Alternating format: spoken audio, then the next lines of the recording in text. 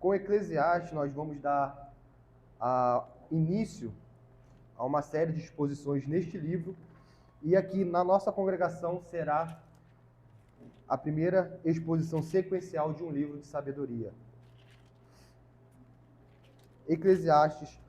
Nesta noite, nós vamos nos ater apenas ao capítulo 1, versículo 1 e 2, porque nosso propósito nessa noite é fazer uma introdução deste livro sagrado. Qual a diferença do livro de Eclesiastes, ou melhor, do livro de sabedoria para outros gêneros literários dentro das Sagradas Escrituras? Primeiro, como o próprio nome já diz, um livro de sabedoria ele vai enaltecer a sabedoria, claro, pelo prisma divino. Tá? E como que ele faz isso? Ele faz isso analisando a realidade da vida. Provérbios faz isso, Eclesiastes faz isso, Jó faz isso. Então ele vai analisar a vida, como está explícito aqui no livro de Eclesiastes, debaixo do sol. Ele vai analisar a providência divina na vida dos homens. Os livros de sabedoria não se atêm necessariamente às extraordinariedades do nosso Deus na nossa realidade. Eles se atêm mais à ordinariedade, ou seja, aquilo que sucede. E o sábio, no caso Salomão, Jó e assim por diante, eles estão ali analisando esta providência divina, esta vida debaixo do sol. Jó, naquele caso específico dele, e agora nós vamos nos ater a Eclesiastes, mas vamos fazer uma pergunta antes de ler o versículo 1 e 2, uma pergunta muito importante é por que estudar Eclesiastes? Por que nós devemos ler Eclesiastes? Né? Uma resposta simples é porque é a palavra de Deus. Né? É a resposta mais simples que a gente pode ter. Mas os comentaristas, eles levantam algumas razões, e aqui nós temos 5 razões. Primeira, porque é honesto sobre as dificuldades da vida.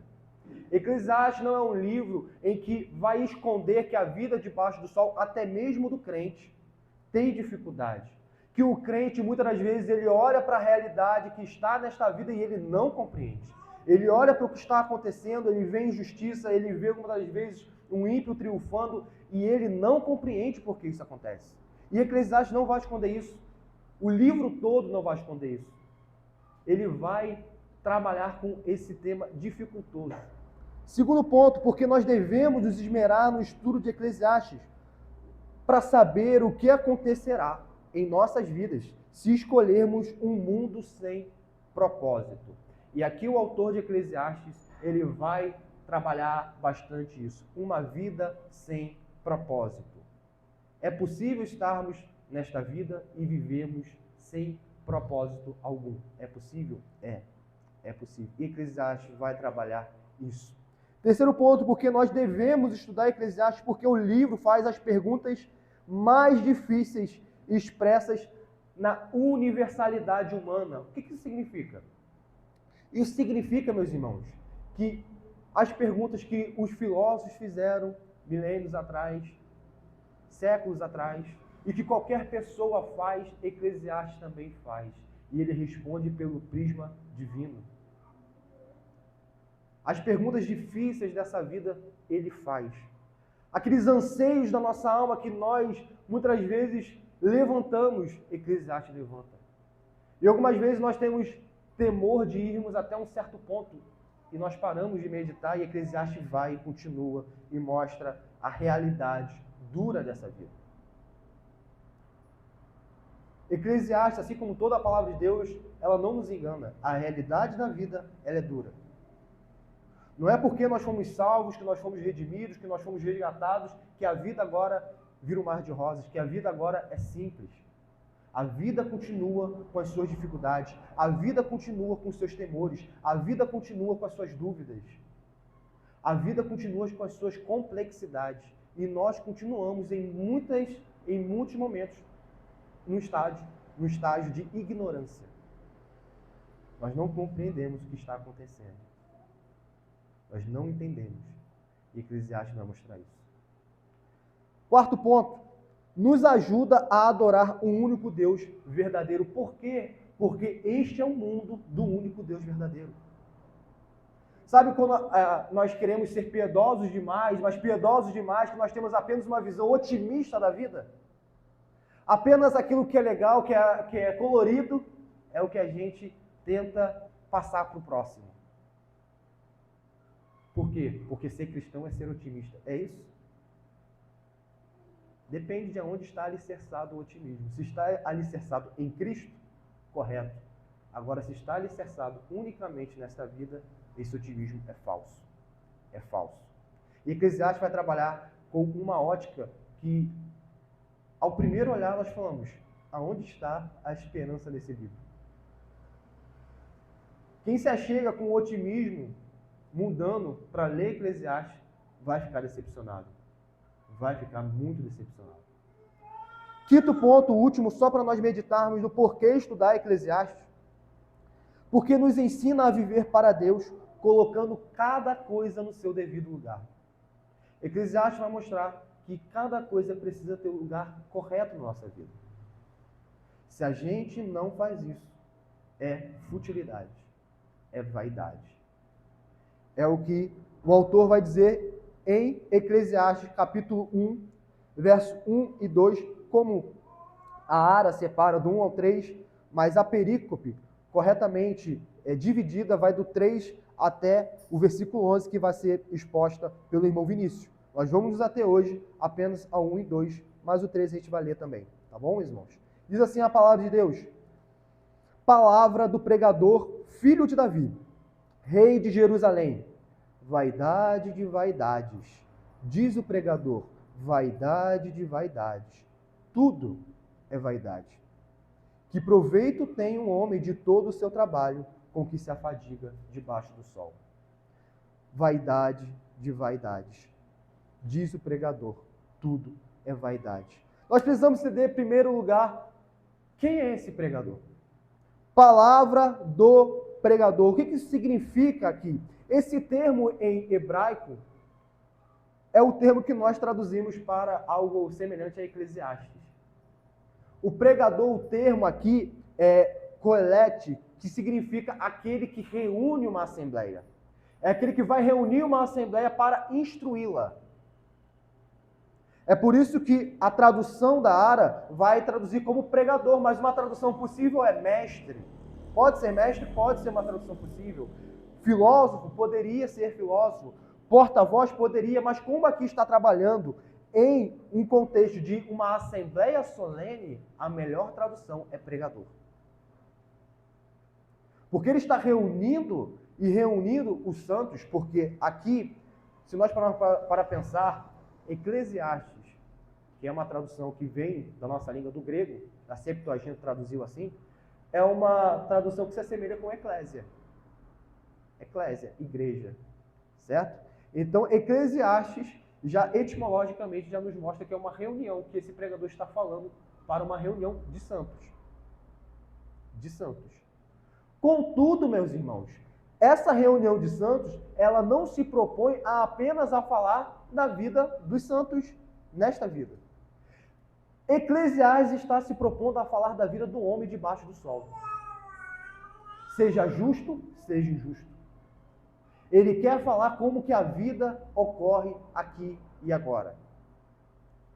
Ele está falando para cristãos, sim, mas ele não vai analisar apenas os crentes. Ele vai analisar a vida. A vida. Quem é o autor de Eclesiastes? Isso aqui é a pergunta que é preciosa. Existe uma divisão dentro, recentemente, de alguns comentaristas, que alguns vão defender que não é Salomão o autor de Eclesiastes. Não é Salomão. Contudo, evidências textuais e uma tradição milenar que vai desde o povo judeu até os cristãos, milenar, atribui o livro de Eclesiastes a Salomão. Pontos rápidos que nós separamos aqui. Eclesiastes e Reis, meus irmãos, 1 Reis, do capítulo 1 até o capítulo 11, é a vida de Salomão. Tanto o final do reinado de Davi, início do reinado de Salomão, até a morte de Salomão. 1 Reis 1 a 11. Fica até aqui para os irmãos depois lerem esses capítulos em casa, porque será fundamental para prosseguimento dessas exposições. 1 Reis, do capítulo 1 até o capítulo 11. Em 1 Reis e em Eclesiastes mostra a incomparável sabedoria do autor de Eclesiastes e de Salomão. Tanto em Eclesiastes como em Reis mostra riquezas insuperáveis. Ora, se a Bíblia fala que Salomão teve riqueza insuperável e que o autor de Eclesiastes teve riqueza insuperável, quem é o autor de Eclesiastes? Só pode ser Salomão. Porque Salomão foi o homem mais próspero de Israel. E quando Eclesiastes diz que ninguém o sobrepujou, isso vai estar no decorrer das exposições, só pode ser Salomão. Só pode ser Salomão. Davi foi o melhor rei de Israel, mas Salomão foi o rei mais próspero. Ninguém na história de Israel foi tão rico, mas tão rico quanto Salomão. Ninguém. E ninguém foi tão sábio na história de Israel na antiga dispensação quanto Salomão. Outro ponto, meus irmãos. Tanto Eclesiastes como Reis mostra uma imensa comitiva de servos. Tanto o autor de Eclesiastes como Salomão tinham uma imensa comitiva de servos. Tanto Eclesiastes quanto 1 Reis mostra a vasta atividade de Salomão como construtor. Como construtor. Tanto Eclesiastes como Reis mostram que Salomão, como alguém que refletiu, examinou e organizou provérbios. E isso aqui é um ponto pacífico. Provérbios, a maioria dos provérbios, ao seu finalzinho do livro, foi escrito por Salomão. Provérbios foi escrito por Salomão. As evidências textuais e a evidência extratextuais que estão na tradição tanto judaica quanto cristã apontam inequivocamente para Salomão como autor de Eclesiastes. É por isso que, para nós entendermos, é importante nós lembrarmos quem foi Salomão. Quem é esse pregador que aqui está dizendo, palavra do pregador, filho de Davi, rei de Jerusalém? Quem é esse homem? Este homem é um filho de Davi, o primeiro da linhagem davídica a assumir o trono. Salomão foi o homem que construiu o templo de Salomão. Aquele que Deus negou a Davi, porque Davi não construiria, mas Salomão construiria. Salomão foi o homem mais sábio, porque quando ele tinha que pedir alguma coisa, ele pediu sabedoria a Deus. Ele não pediu riqueza, ele não pediu longevidade, ele pediu sabedoria. Sabedoria. Salomão era um homem prudente. Salomão era um rei estrategista. Salomão era alguém diplomata, era alguém político, no bom sentido do termo. Era alguém que sabia governar e governava bem. Israel nunca teve um período tão próspero, mas tão próspero quanto no reinado de Salomão. Mas Salomão pecou. A história de Salomão seria linda, maravilhosa, se não tivesse, em 1 Reis, a parte que Salomão se prostitui. A parte é que Salomão, ele começa a se, por causa de suas atitudes, a gente vê, envaidecer. Ele começa, então, a não buscar essa sabedoria única e exclusivamente do nosso Senhor. Ele começa a usar a sabedoria que lhe foi dada para a perversão dos seus atos. E ele toma mulheres de várias terras, ele tem um harém muito grande. Alguns vão dizer que são mais de 700 mulheres, alguns vão dizer até chegando a 1000 mulheres. Por quê? Por causa de uma perversão sexual. E Salomão se corrompe. E somente aí já mostra uma depravação enorme de Salomão, mas Salomão não para por aí. Por causa dessas mulheres que Salomão casa, ele constrói postes ídolos em Israel. Salomão leva Israel à idolatria. Salomão é um prostituto, tanto moral quanto cultual, no sentido moral de relação sexual e cultual no sentido da relação dele com Deus.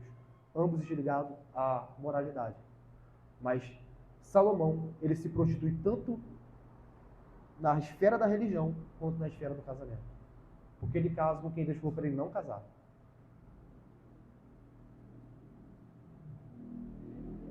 E Salomão termina o seu reinado em Reis assim. Mas Reis, ele não vai colocar um ponto final, nem Reis nem Crônicas, porque a história de Israel, ela está registrada em Reis e em Crônicas.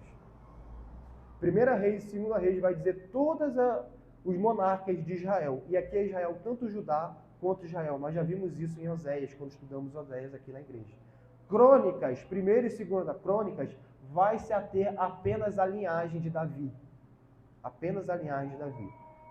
Mas tanto Primeira Reis quanto Crônicas vai mostrar Salomão como um homem que se perdeu. Contudo, Reis vai dizer que existe, Reis e Crônica vai dizer que existem outros escritos sobre as histórias dos reis. Ou seja, Reis não é, em última instância, um relato totalmente ou com um fim exclusivo biográfico. É por isso que quando alguém lê Reis e diz categoricamente que Salomão foi para o inferno, ou quando lê Crônicas ou Segunda Crônicas e diz Salomão foi para o inferno, essa pessoa está se equivocando na sua interpretação bíblica.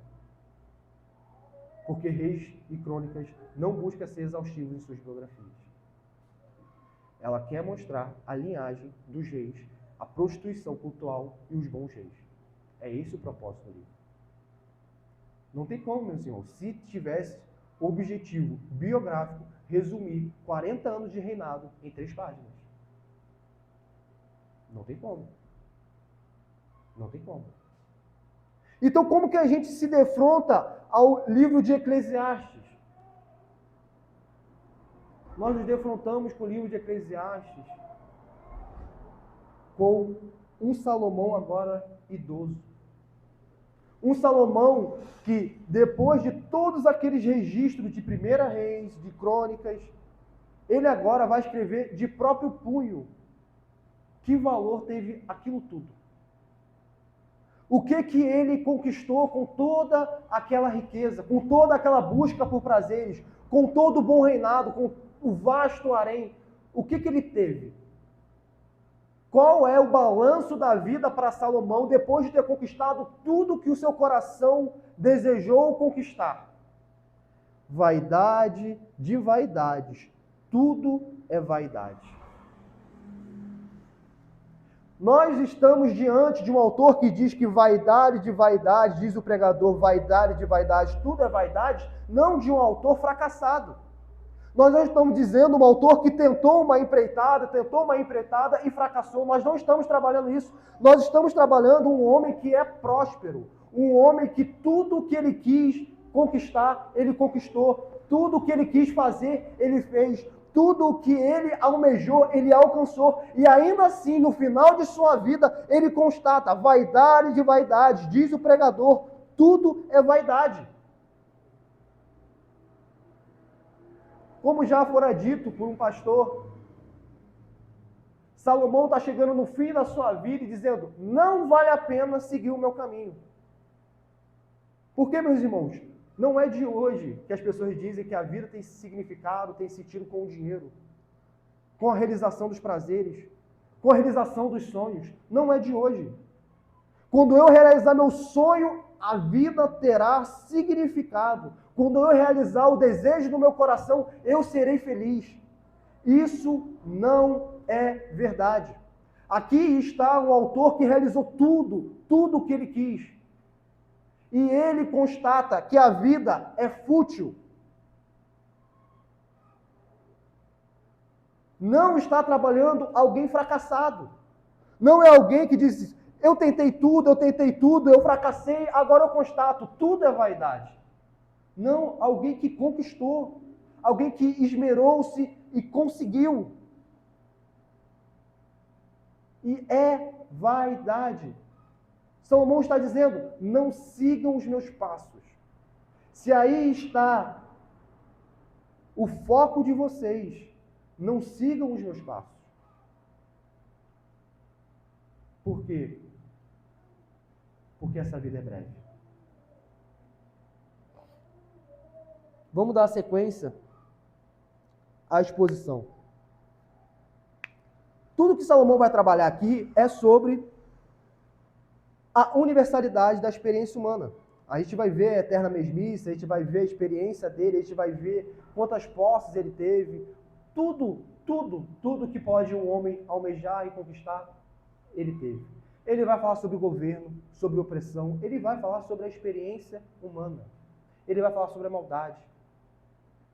Ele vai falar sobre tempo de angústia, tempo de felicidade. Ele vai falar sobre tudo o que um homem vive debaixo do sol.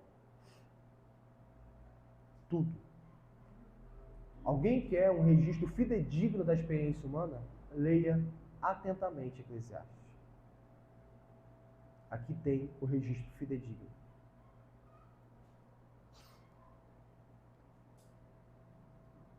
O que o pregador quis dizer quando ele fala este homem que é filho de Davi, rei de Jerusalém, quando ele diz que vaidade de vaidades, diz o pregador, vaidade de vaidades, tudo é vaidade.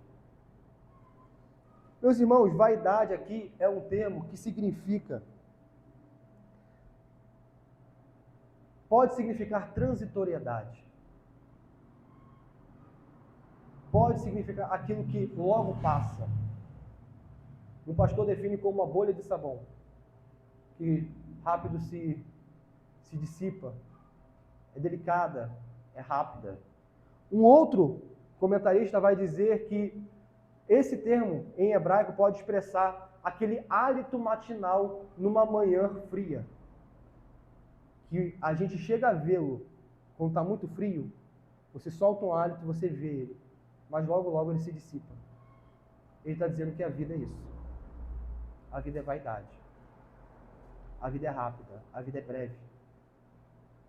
E nesta vida breve, a vida não tem sentido. A vida debaixo do sol. Isso é muito importante, meus irmãos.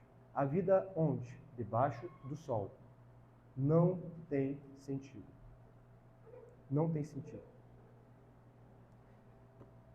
E praticamente todo o livro dele, ele vai mostrar essa declaração. Ele meio que vai comprovar isso que ele está falando. Tanto é que no capítulo 12, que é o final do livro, no capítulo 12, versículo 8, o que ele vai dizer? É o final do livro. Vaidade de vaidade, diz o pregador, tudo é vaidade. Ele começa o livro dizendo vaidade de vaidade, tudo é vaidade. Ele vai escrever as suas reflexões, a sua análise da vida, e ele vai dizer o quê? Vaidade de vaidade, tudo é vaidade. É como se ele quisesse dizer ao final do livro, eu não comecei dizendo que a vida era vaidade, agora eu mostrei para vocês como a vida é vaidade. E a gente vai ter essa sequência de exposições do começo até o final de Eclesiastes.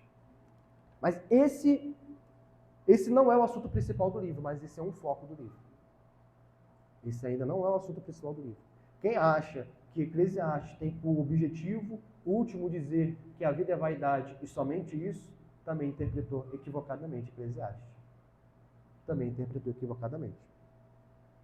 Mas Eclesiastes sim vai analisar com esse termo que a vida é tediosa. Sabe o tédio que nós vivemos? Atual, uma palavra tão em voga, as pessoas dizem. O autor de Eclesiastes vai dizer isso. Vaidade, nós podemos dizer tediosa. A vida debaixo do sol é muito tediosa. Por quê? Porque não tem propósito. Quando analisado sobre o prisma debaixo do sol. Não tem. É tediosa. Por quê? Porque não tem significado. Quando alguém que está longe do Senhor diz que a vida é tediosa, nós não devemos loucamente dizer não. Nós devemos concordar sim, mas existe algo a mais. Existe uma causa do seu tédio. Existe uma causa de sua fé ou da sua vida sem sentido. Calma. Calma. Tudo bem, se a vida é vaidade, então, se nada tem sentido e se nada tem propósito, então por que a gente vai estudar Eclesiastes? Porque esse não é o tema principal do livro. Eclesiastes não está a fim de escrever tudo e dizer vaidade, tudo é vaidade. Não. Não é isso. A vida debaixo do sol tem um propósito. E ela só é vaidade quando esse propósito é ignorado. Meus irmãos, vamos novamente para Eclesiastes 12.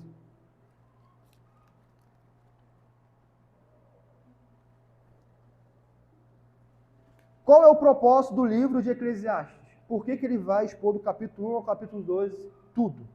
Porque o propósito dele é, depois de analisar toda a vida debaixo do sol, ele vai falar o propósito e o sentido da vida. E esse é o foco de Eclesiastes. Se nós lermos Eclesiastes e depois de tudo, nós não tivermos isso em nosso coração, de nada adiantou.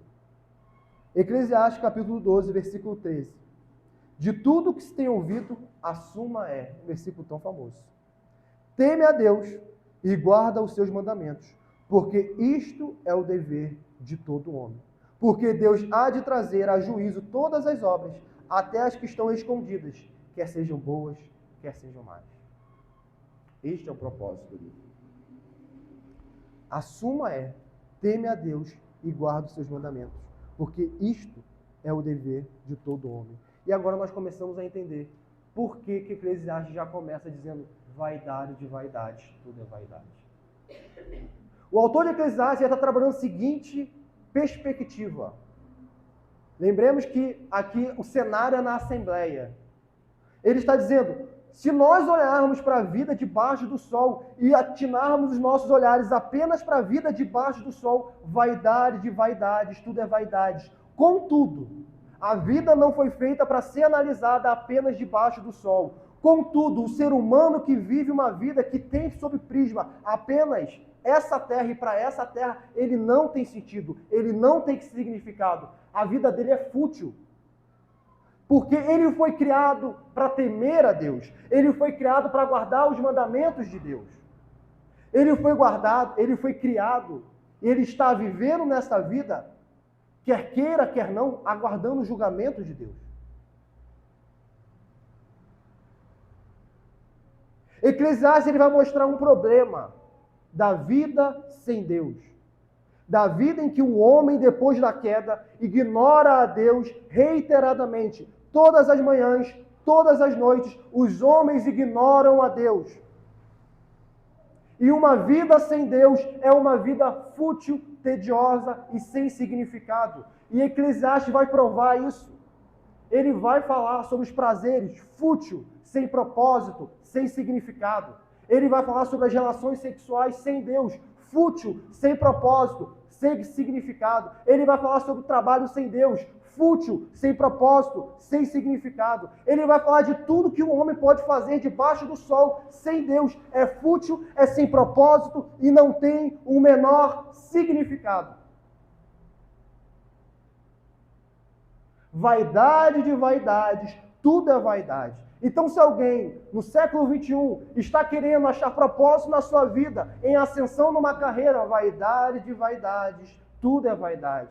Se uma pessoa está desejando achar propósito último, numa viagem, vaidade de vaidades, tudo é vaidade. Se uma pessoa acha que toda a sua vida se resume a finalmente gozar de uma aposentadoria, vaidade de vaidade, tudo é vaidade. A vida dessa pessoa é fútil, é inútil, não tem sentido, não tem significado. Mas por que ele vai dizer isso? Porque quem está constatando isso é alguém sábio. A maioria dos homens vivem debaixo do sol apenas nos seus prazeres. A maioria dos homens não param para pensar no significado de suas ações. A maioria dos homens não param e pensam por que eu estou fazendo o que eu estou fazendo. Mas o autor de Eclesiastes, ele pensa tudo o que ele vai fazer, e quando ele olha sem o prisma divino, ele tem a certeza que não tem significado. Então alguém pode negar Eclesiastes e dizer, Salomão, a minha vida tem significado, é porque essa pessoa, se está sem Deus e tem essa objeção, é porque essa pessoa não analisou corretamente a vida humana. A vida humana sem Deus não tem nenhum significado. Nenhum significado. Então nós começamos a entender que a sociedade humana está constatando isso. Quando as pessoas tiram as suas próprias vidas por falta de significado, essa pessoa, ela não descobriu intelectualmente que a vida não tem significado. Ela experimentou que a vida não tem significado. E ela não achou uma porta de saída. Ela não achou um pregador falando, realmente, não tem significado a vida. Mas calma, eu vou dar a solução.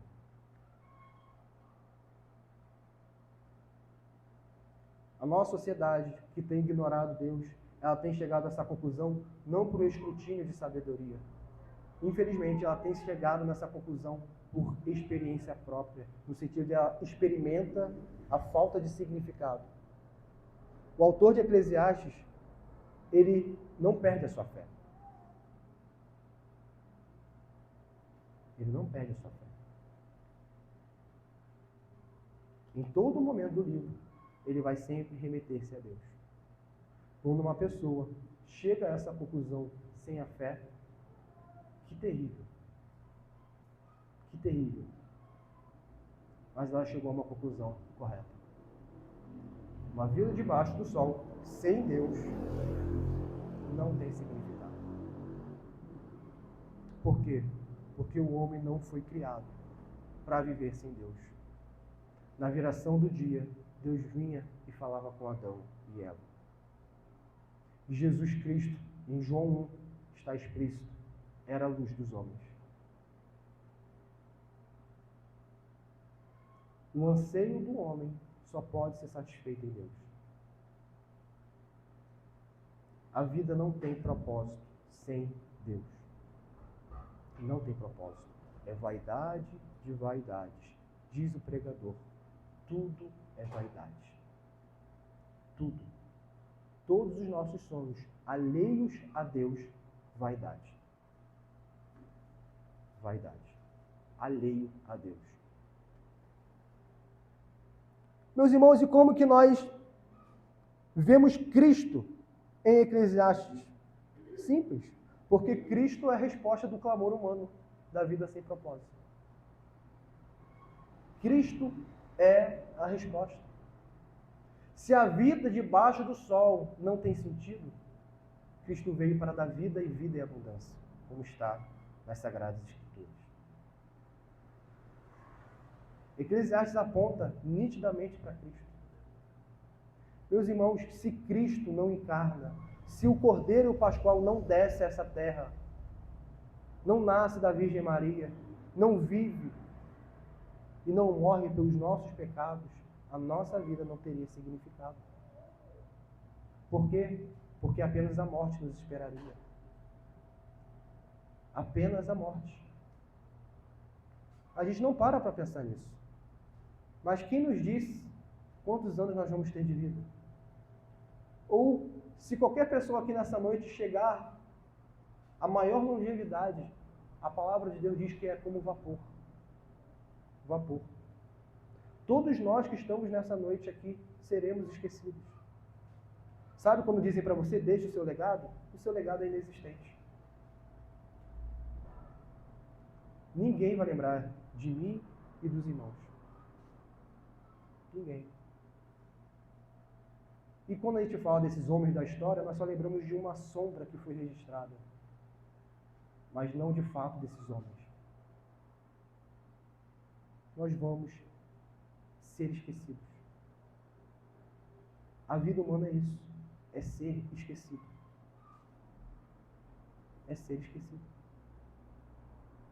Não em Cristo. Por quê? Porque Cristo tem os nossos nomes. Cristo sabe quem são dele. Cristo sabe. Ainda que qualquer pessoa se esqueça de nós, Cristo jamais se esquecerá. Tem significado a vida? Em Cristo tem. Depois dos discípulos ouvirem Cristo, quando chega em João capítulo 6, e Jesus faz um discurso duro, mais duro de se ouvir, e as multidões que tinham apenas crido, de maneira superficial, começam a abandoná-lo. Começa a ir embora. E vem a famosa pergunta de Cristo para os discípulos: vocês também vão me abandonar? E os discípulos entenderam o que Eclesiastes está apontando. Para quem iremos, se só tu tens as palavras de vida eterna? Meus irmãos, Eclesiastes, João, não está falando de vida eterna, de apenas viver para sempre. Porque o homem viverá para sempre. Quer no céu, quer no inferno. Ele está falando de vida, e vida em abundância. Ele está falando da plenitude da vida. Ele está falando de viver uma eternidade sem nenhum anseio mais. Em um anseio no qual significa vazio. Não, mas tem uma plenitude que nenhum ser humano experimentou. Nenhum ser humano experimentou. É ter uma relação com Deus que somente Cristo poderia dar. Em Cristo a vida faz sentido. Nós saímos agora de uma exposição sobre Colossenses. E agora estamos vindo para Eclesiastes. E Colossenses vai dizer o quê? A suficiência de Cristo. A suficiência de Cristo é para todas as realidades da nossa vida. Sem Cristo, vaidade de vaidade, diz o pregador. Vaidade de vaidade. Tudo é vaidade. Tudo é vaidade. Meus irmãos, vamos partir para algumas aplicações. Depois de constatarmos que a vida debaixo do sol é limitada, é efêmera, e a vida em Cristo é abundante, nós temos 5 aplicações para essa noite. 5 aplicações.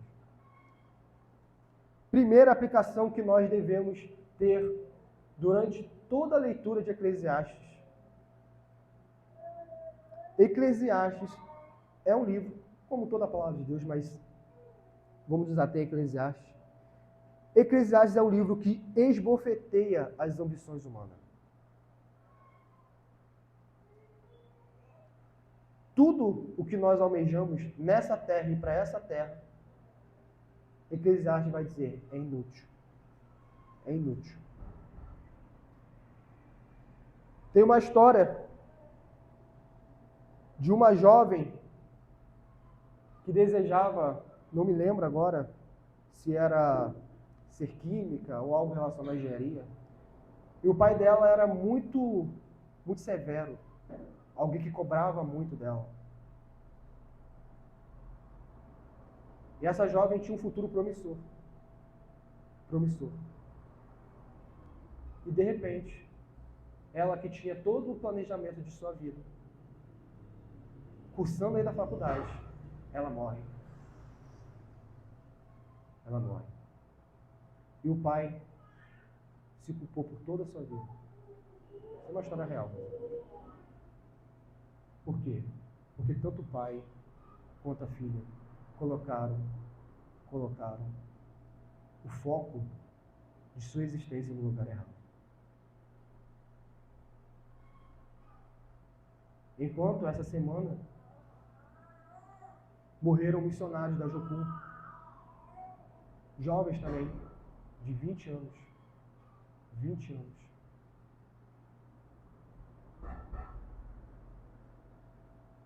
eles colocaram a sua vida no lugar certo. Eles entenderam. O final de Eclesiastes, quando a gente lê Eclesiastes, a gente tem que ir para o brado do apóstolo Paulo, de que vale a pena morrer por Cristo. Não só do apóstolo Paulo, de todos os apóstolos. A gente não tem que terminar Eclesiastes e ficar na passividade. É na atividade de morrer todo dia para o eu e de estar disposto a morrer, quer jovem, quer velho, quer de uma doença, quer de uma perseguição. Morrer por Cristo. Morrer por Cristo. Porque a morte, até a morte em Cristo faz sentido. Porque em Cristo, a morte significa encontrarmos com Ele. Somente em Cristo. Sem Cristo, a morte significa projetos frustrados, planos acabados e a tortura eterna. Vaidade de vaidade, diz o pregador. Tudo é vaidade.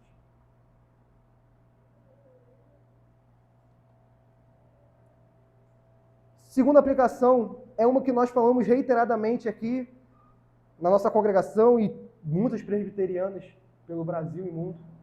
Qual é o fim principal do homem? É glorificar a Deus e se deleitar nele para todo sempre. Eclesiastes, no final, a gente vê isso. A suma é, teme a Deus e guarde os seus mandamentos. Mas o que nós, muitas vezes, nós não entendemos quando falamos de glorificar a Deus e se deleitar nele para todo sempre, é que isso é um presente de Deus para os homens. Meus irmãos, alguns poderiam ou podem objetar, mas como assim? Deus criou suas criaturas para viverem para a glória dele. É um narcisismo. Meus irmãos, Deus nos criou para que tivéssemos o objetivo de vida mais belo e com maior significado que uma criatura poderia ter. Se Deus desse para nós apenas sucesso profissional, isso seria pequeno demais. Se Deus desse para nós a realização de todos os nossos sonhos, isso seria pequeno demais. Se Deus desse para nós todas as nossas petições, isso seria pequeno demais. Deus nos deu o objetivo de vida, viver para a glória dele. E isso é um objetivo nobre. É um privilégio que suas criaturas não merecem. E se deleitar nele, suas criaturas não merecem isso. Mas Deus é misericordioso. E ele não dá coisas, ele dá a si mesmo para as suas criaturas. E nós, pecadores, ele dá o seu filho. Ele dá o seu filho. A gente vai viver essa vida debaixo do sol, sem entender o quão precioso e que dádiva é viver para a glória de Deus. Não é um lema, não é uma mera resposta. É um objetivo de vida que diz, realmente, sem Deus, vaidade de vaidade, tudo é vaidade. Mas graças ao meu Senhor Jesus Cristo que me salvou, que me tirou de uma vida sem esperança, eu agora tenho um objetivo de vida, eu tenho um propósito nobre, eu tenho um propósito que dá significado à minha vida e que ecoará por toda a eternidade. Eu vivo não mais para mim, eu não vivo para o sucesso profissional, eu não vivo para a realização de sonhos, eu vivo para a glória de Deus. E isso ninguém pode furtar. Satanás, o mundo, o tempo. Ninguém pode furtar a recompensa graciosa de viver para a glória de Deus. Viver para a glória de Deus significa, muitas vezes, Deus frustrar todos os seus planos, frustrar todos os seus sonhos e dizer não durante toda a sua vida. Para que você e eu, nós não caiamos nesse erro de vaidade, diz o pregador. Tudo é vaidade. Coloque cada aspecto da sua vida em seu devido lugar, lendo Eclesiastes, e honre o seu Deus. Nós vamos ver praticamente todas as esferas da vida em Eclesiastes. Mas o autor colocando tudo no seu devido lugar, para que nós não criemos ídolos e caiamos nessa cilada de viver uma vida fútil e efêmera. Quarto, meus irmãos. Quarto, a vida é complexa, nossa visão é limitada e nós não entendemos o que acontece. Ninguém prometeu a nós, melhor dizendo, ninguém prometeu a nós que iríamos entender tudo o que acontece debaixo do sol. Ninguém jamais prometeu isso a nós. A palavra de Deus não prometeu. Ou melhor, ninguém sério prometeu isso a nós. Por isso, ficar tentando esquadrinhar os propósitos divinos ocultos é vaidade, é inútil, é efêmero. A suma é: esquadrinhe os decretos de Deus, esquadrinhe os Deus, esquadrinhe aquilo que não foi revelado, esquadrinhe as indagações que eu não tive resposta lendo Eclesiastes. Não, a suma é: teme a Deus. Quando você não entender a circunstância da vida, teme a Deus e guarde os seus mandamentos. Quando uma ação está diante dos seus olhos, teme a Deus e guarde os seus mandamentos. E tenha uma esperança. Deus há de trazer luz a toda obra, quer seja boa e quer seja má, e julgará. E julgará. Quinto ponto, meus irmãos, para nós encerrarmos. O futuro para os crentes em Cristo é animador e esperançoso. Vamos abrir para nós encerrarmos em Romanos 8. Passagem tão famosa.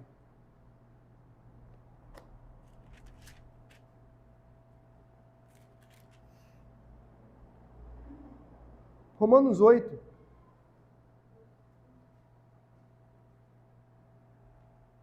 Romanos 8, do versículo 19 até o versículo 25. Romanos 8, do versículo 19 até o versículo 25, diz assim: a ardente expectativa da criação aguarda a revelação dos filhos de Deus, pois a criação está sujeita a quê, meus irmãos? A vaidade. Não voluntariamente, mas por causa daquele que a sujeitou. Na esperança de que a própria criação será redimida do cativeiro da corrupção para a liberdade, da glória dos filhos de Deus, porque sabemos que toda a criação a um só tempo geme e suporta angústias até agora. E não somente ela, mas também nós, que em nosso íntimo aguardamos a adoção de filhos, a redenção do nosso corpo, porque na esperança fomos salvos. Ora, a esperança que se vê não é esperança, pois o que alguém vê, como espera? Mas se esperamos o que não vemos, com paciência o aguardamos. Vaidade, vaidade, tudo é vaidade, mas haverá redenção. Nós habitaremos nessa terra redimida e jamais voltaremos a clamar vaidade, vaidade, tudo é vaidade, porque agora terá propósito. Romanos está falando de que chegará um momento da vida do homem em que o justo plantará e o justo colherá. Chegará um momento da vida do homem justo em que ele não chorará mais pelas injustiças da vida. Chegará um momento em que nós não perderemos mais entes queridos novos ou velhos. Chegará um momento em que nós teremos plena comunhão com o nosso Deus. E enquanto esse momento não chega, a criação geme e aguarda a redenção. E nós também. E nós também. Nós estamos suportando as angústias. E não somente ela, que o apóstolo fala, mas nós que temos as primícias do Espírito, igualmente gememos em nosso íntimo, aguardando a adoção de filhos, a remissão do nosso corpo, a ressurreição, a redenção do nosso corpo. Meus irmãos, Eclesiastes é realmente uma constatação de vaidade, mas ele aponta para alguém. Ele aponta para o primeiro que ressuscitou dos mortos. Ele aponta para Cristo. E por causa de Cristo, a vida tem sentido. E o que nós plantamos nessa vida, nós vamos colher por graça. Pode não ser aqui debaixo desse sol, mas será debaixo da lâmpada eterna, da luz eterna, que é o nosso próprio Deus, que quando houver redenção dos nossos corpos, quando nós estivermos na Nova Jerusalém, não precisará mais de sol, porque Deus será a nossa luz. Deus será a nossa lâmpada.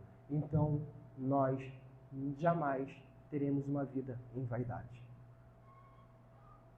Vai chegar esse momento, meus irmãos. Vai chegar. E Eclesiastes, eu ainda não chegou. Mas vai chegar. Vai chegar. E ele vai constatar o que está debaixo do sol. A suma é: teme a Deus, guarde os seus mandamentos. Ele vai trazer juízo sobre tudo. E vai haver novos céus e nova terra. A vida tem significado, porque Deus quem decretou essa vida. Deus decretou uma vida que tem propósito. Um autor, um escritor diz: o mundo no qual vivemos é o melhor dos mundos possíveis. Por quê? Porque a vontade de Deus é boa, a vontade de Deus é perfeita e a vontade de Deus é agradável. Este mundo, essa história, ela, no fim das contas, será boa, ela será perfeita e ela será agradável. Por quê? Porque é Deus quem governa ela. Vamos orar, meus irmãos? Oremos. Santo Deus, amado